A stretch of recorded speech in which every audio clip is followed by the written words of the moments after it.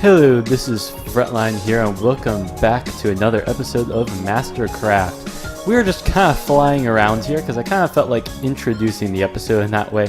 I really haven't flown with the Elytra much on camera, although at the current state, it takes a lot of arrows and shooting yourself to be able to get up into the air, because if you don't actually know, we're just going to fly here again. You basically just kind of shoot yourself with a punch bow, which is the reason why it's named Rocky too. It's like this is just a punch bow I'm able to use to gain a little bit of momentum and height, and pretty much fly wherever I want to. And later in the episode, we're actually going to do some of that. But for now, we need to finish up business. So this episode is going to be a very relaxed one, and that's partly because of my time, but also just because I kind of want to try something different. So right now, we're just going to kind of just change up the design we have here, because this is awful. I created a little pathway that kind of undermined the status and purpose of this ring going around the outside.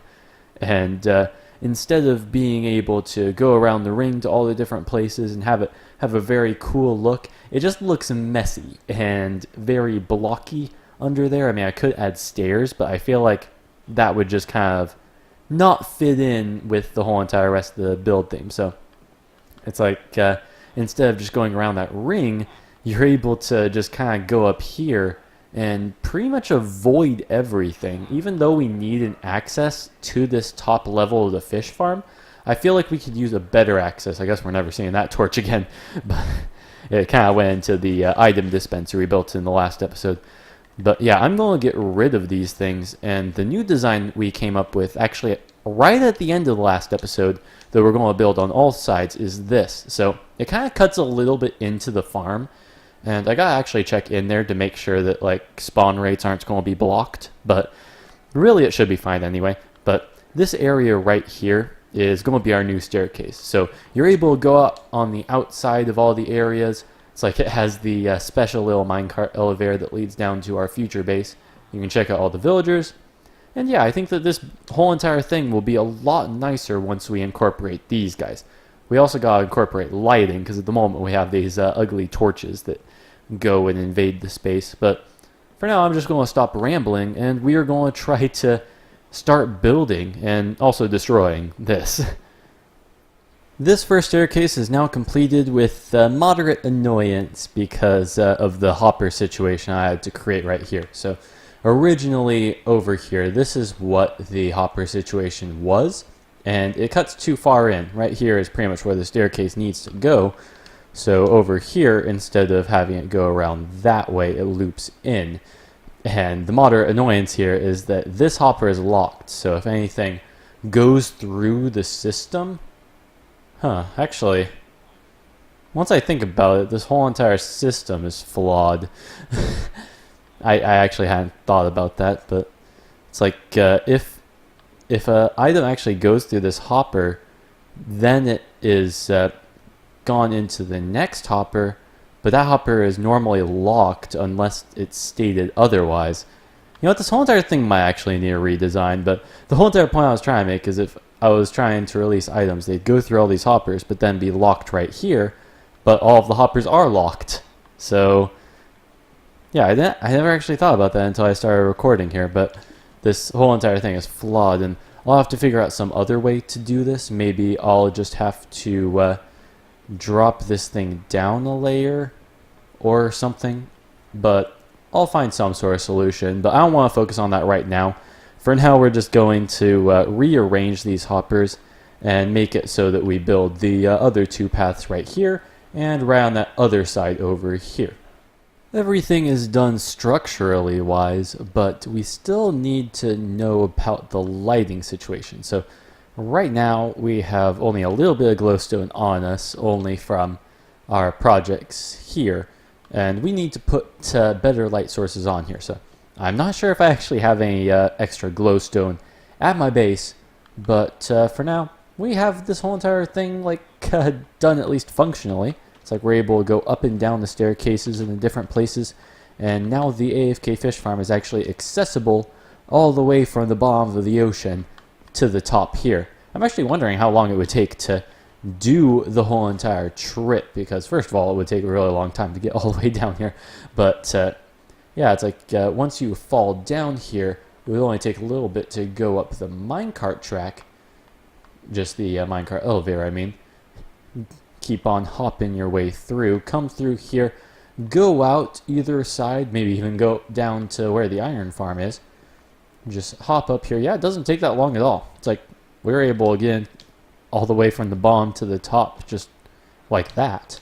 So yeah, it's all accessible. Now we just need to figure out the lighting situation.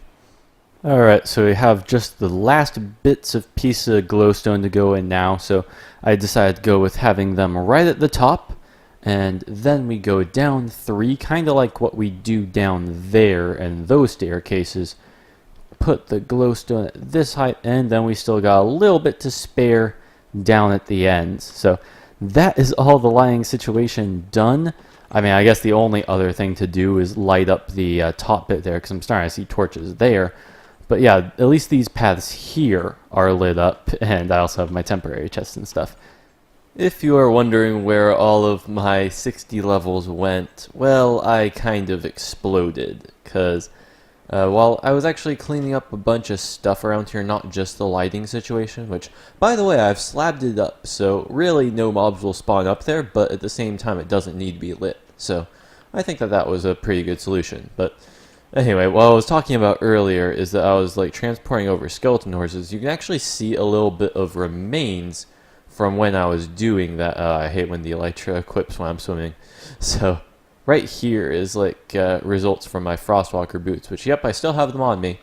And the whole entire idea is just during the nighttime, I walk over in my Frostwalker boots because like there's no light during the nighttime, like the ice doesn't melt. And even here, because it's like saved from the daylight, it actually is able to remain here, and we'll have to break some of it.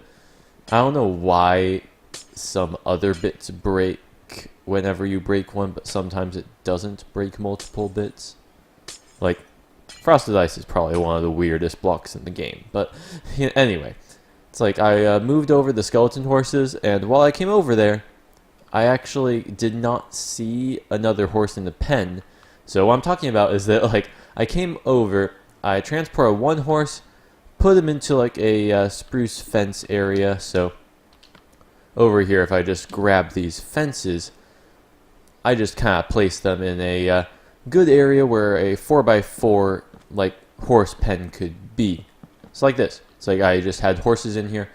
I brought one over, tried to bring another, and when I came back, I didn't see him. I was like really kind of confused as to how that happened. And then randomly, I exploded by a creeper. Now, this is actually a glitch, which I need to actually remember to report to the bugs page. But apparently, if you're like riding on a horse and you go into an area where mobs aren't loaded, you can't see them. So I couldn't even see that creeper. It was literally invisible to me because I was on that horse. Once you get off the horse, all mobs become visible again, and everything's all fine and dandy. But anyway, that's kind of me getting sidetracked. That was just kind of something I found kind of cool and interesting. But for now, we're just going to move on with the episode. So what I want to do right now is pretty much clean up. It's like, I think this is the last thing we're going to do before we start getting interesting with the Elytra, as I hinted to earlier in the episode. So right here is a little track that was temporary I created very early on in the game. Like, I created this minecart track before I even started recording episodes for this series, because I was trying to create the main mechanism of the iron farm so that I wouldn't have to do that in-game or in the recordings. And I just think it's a little bit more interesting once we get the series going and not have to worry about all the technical stuff. Man, I'm breaking everything as I pass here. So this whole entire path was basically designed to make it so that villagers could be transported via minecart and go into the water, where they could be transported by boat over to the island I created over there. it definitely did not look as good as it does now. Now that thing is like really pumped up, and I'm going to have to worry about the sandstone here. I'm going to like insta-mine everything. But like that area I created trying to bring all these guys over. I never fixed this tunnel because this tunnel is always meant to be temporary. I almost thought about creating a nice path leading through here that you'd be able to go to a dock with a boat on it, but really that's just kind of repetitive with the Elytra we have, and I think that we would want to just kind of fly around rather than worry about going on a minecart track, making sure there's always boats by the harbor and all that kind of stuff. I really gotta also get to my bed because it is nighttime, and I don't want those villagers that are still left in the village to be succumbed to zombie villagerhood. So anyway, what I was saying is that really the Elytra makes it kind of redundant to use this tunnel. Honestly, I always go on over the top of the mountain to this thing now. I never really want to use this tunnel again. So we're just going to kind of seal this off, make sure it looks good from the outside, because I'm just trying to make this at least look natural.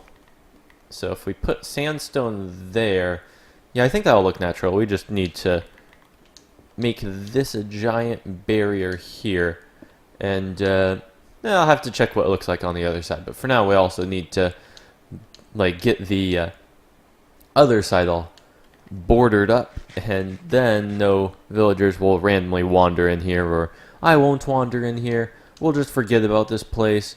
It seems pretty well lit up, so hopefully no mobs spawn in there. But yeah, all we need to do is just boop, boop, and boop, and yeah, it's almost like it was never there. Now that we've all done the important business, now we can actually get on to what we were going to do before, and that is to map out the world. And we're not going to do the whole entire thing. Honestly, I think I'm just going to do this map right here. And if you don't know, this map is literally just east of the other map that we did. So, we're heading into the edge of the world. Yeah, if you don't know that, this is actually a medium-sized world, so we can expand eventually, just in case new biomes like get added. But for now, we just have a small, medium-sized world that is relatively easy to get around. I also gotta watch my health and all that. I don't really have armor that has like mending and projectile protection on it, so that's the reason why I'm not wearing any armor. It's like if I use armor, all it would do is just waste it. Actually, I probably could have used some iron armor. That might be something to consider, because I actually do have some iron on me that I can make into armor. So who knows, we might do that. But yeah, this part of the episode is mainly just kind of exploring and trying to find various areas in this map, because right now I kind of want to create a map wall, being able to put together the 9 maps, because that's how big a medium-sized world is. A lot smaller than a large-sized world, which is really interesting. But yeah, it's like we get to see all of these different biomes. Hopefully we'll find a jungle biome, because the jungle is actually one of the biomes I was trying to look for earlier, because I want brown dye and brown wool and stuff, but you can only get that with cocoa beans, and I don't have any jungle wood to grow them. I don't even have any cocoa beans, so that's something we'll have to do. But anyway, I actually might create that iron armor now, because that was something I didn't even think of. We don't need a chest plate, because that is our Elytra slot already taking that up. So yeah, it gives us very minimal protection, but it still gives us protection. So yeah, that was actually a relatively smart idea. We're farming iron anyway. We have like an infinite source of that. So let's just eat and continue on our merry way, just whizzing right around, like kind of in this pattern is how I like to map them out, make sure that I don't miss any areas. So that's like the one way that I'm able to guarantee I don't miss areas, is just like instead of going around in one certain way, I'm able to kind of weave around, make sure that like no spots have random stuff. I feel like I should turn off the generate clouds, because this is going to get kind of distracting after a while. Alright, there. Clouds aren't rendered anymore, because they were actually like really looking weird in this amplified terrain. So, yeah. Well, we might have to enable those like eventually later, because I do kind of like clouds. It's just they're kind of invasive at the top of the world here. So, yeah, now we get to go this direction. It's amazing like what I've mapped out, because I actually did map out all of the other map, and I didn't really mention it or do that in the episode. But yeah, if you can actually like tell, I might zoom in on the video if I remember. But in the bottom left corner, you can see the iron farm right there, like in the middle of the ocean, is like a cross-like figure, and that's like the little pathways leading around the circle that I created that leads the pathways to all the villagers. That's what it looks like from the top, and it's not very detailed because console maps aren't really detailed. I don't know if they'll ever change that in a future update, but yeah, it's like, it just looks like a blob on our map. That's all I can say. Is that a jungle? Hey, look, we found the jungle. Well, that was simple. I probably should have explored this map earlier then. Well, we're not going to get the resources at the moment. We'll get those like when we come back, because I think that jungle kind of extends out further. But yeah, we'll keep on heading in this direction. Try to... oh, well. I think the cursor isn't quite facing the right direction, because it's like saying that I'm not like going in a straight line when in reality I am. Oh, there's another jungle right here too. We might want to just explore this one, because we're already coming in at like a relatively good velocity. Yeah, it's just a jungle island. This would be a cool place to build at. I might like have to scratch my head at like what kinds of projects we can have here. It's like this is just kind of a nice lush area, and I don't think there's any real other biomes here. It's like that's kind of one of the reasons why I want to map this place out, just figure out what the landscape looks like, what can I create here, what does it look like. And it's like, if you don't know, in the jungle biomes, the grass is very, very green here in comparison to other places.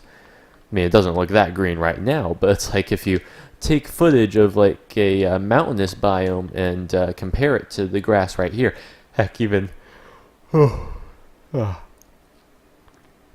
mean, even if you like compare that grass to that grass over there, because that's actually a forest biome down there, a very tiny forest biome, it really does look different. It looks very much more paler there. Oh, that was something I forgot to bring. I don't have a bed on me, so either we're going to have to find some wool, or we're just going to have to map out the world in nighttime. And I think we're just going to map it out in nighttime. I'm actually kind of trying to find cocoa beans here, but I'm not seeing many places where it would be. If I look on these trees, there we go. This isn't very good cocoa beans, like it's not completely grown yet. Oh, this one is. But yeah, now we just need to get a little bit of jungle wood and hopefully be able to get saplings as well. I have a fortune axe, so hopefully we should just be able to break some leaves and make sure that we get some of those. Because yeah, we'll just need some leaves, need some wood, and that way we can infinitely mine cocoa beans and jungle wood however we want to. There we go, we got one sapling. Hopefully we will be able to get a bunch of stuff, because the jungle trees, really they are easier mined, or yeah, easier mined and harvested when used like in a 2x2 grid, kind of like how when you grow spruce trees you can have like 4 saplings grow into a giant tree. Honestly, the easiest way to get wood is just to be able to grow the jungle tree saplings high. And you know what, I think I'm just going to stick with 2 saplings. As much as I could get more, I really don't feel like waiting around here in the nighttime darkness. We're just going to try to map out this world more, and apparently ooh, there's a sheep down there. I could craft shears, and I will, because iron isn't that, like, hard to come by. So, I'm not sure how much wool I'll get from this whole entire thing, but I kind of want to create a bed. I guess I only got 1 wool from that, so I might as well have killed the sheep. But, it could have given me more. Right up into the sky. More jungle biome. I think this might be the same jungle biome we discovered earlier. But I swear, it's like, I was looking so hard for this, like, kind of an area, and couldn't find it, and now I'm just finding a bunch of it all at once. Anyway, we're going to try, like, stop right here and eat, because I kind of want to heal up a little bit.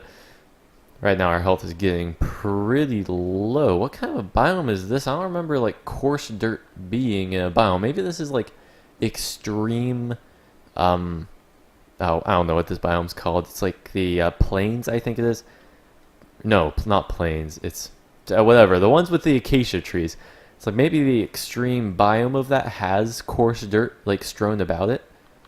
That'd be kind of interesting. Like, we got a variant just right here. Alright, we seem to be, when I was not actually paying attention to my health there. That almost killed me. So it's like, we're on the last strip right now. All we need to do is just, like, go through here, map out this area, which apparently is a bunch of jungle. And then we should be all right in this sector of the map. Maybe in the future we will also be able to do this. The main reason I wanted to create the episode like this was because I was kind of not having too much time to do large-scale projects. So I just wanted to get as much as I could done, and this was just more like a relaxation type thing, kind of like a live stream or podcast or whatever. Just being able to kind of roam around, explore the Minecraft terrain, and just kind of enjoy without having to worry about, well, we're kind of having to worry about some things because, like, creepers are still kind of spawning around here. It's like in that cave especially, there's like a witch and all that. Okay, we're able to go right through there without them really noticing us. And yeah, all we need to do is fill out this corner of the map, and then we'll be able to go home and see what it looks like on a map wall. Oh, it's nice to just be able to, like, fly around without having to worry about that map. I actually kind of want to look at my Elytra and all my durabilities, because that is something I need to worry about. Ah, man. I also watch where I'm going, man. As much as this was supposed to not be too stressful, it still ends up being that I need to watch my surroundings and worry about whether I'm going to crash into a cliffside or not. Because this is amplified terrain, and in amplified terrain, there is a lot of land that just goes up high, and you need your Elytra to fly right over the top of it and make sure you're not going to crash into anything. But I recognize this area. I'm pretty sure right around the corner is going to be my house. Yep, right there with the skeleton horses and all that. We'll be able to sleep right now.